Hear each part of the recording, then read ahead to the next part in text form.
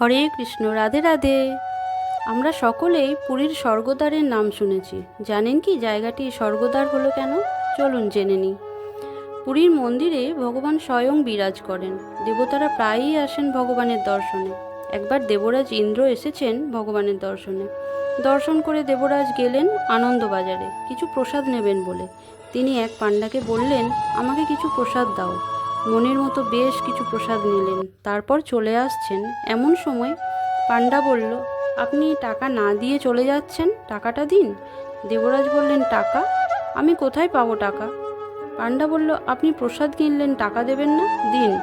দেবরাজ তো স্বর্গে বাস করেন, পৃথিবীর কোনো সম্পদই তার কাছে নেই। তিনি কি করবেন বুঝতে না পেরে প্রসাদ নিয়ে দৌড়ে পালিয়ে গেলেন।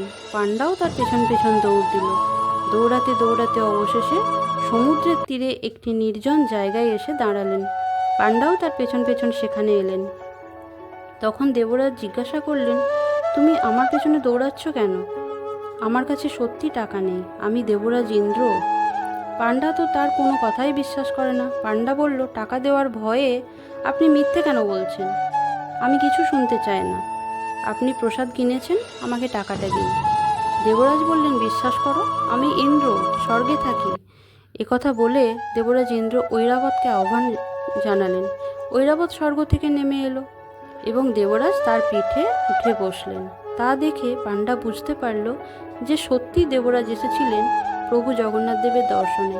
পাণ্ডা তখন দেবরাজকে প্রণাম জানালেন এবং দেবরাজ স্বর্গ অভিমুখে যাত্রা করলেন। দেবতারা ওই পথে আসা যাওয়া করেন বলে ওই জায়গাটির নাম হয় স্বর্গদ্বার। তাছাড়াও ওই স্থানে মৃতদেহ দাহ করা হয় বলে স্থানটিকে স্বর্গদ্বার নামে অভিহিত করা হয়। হরে কৃষ্ণ, রাধে রাধে, জয় জগন্নাথ।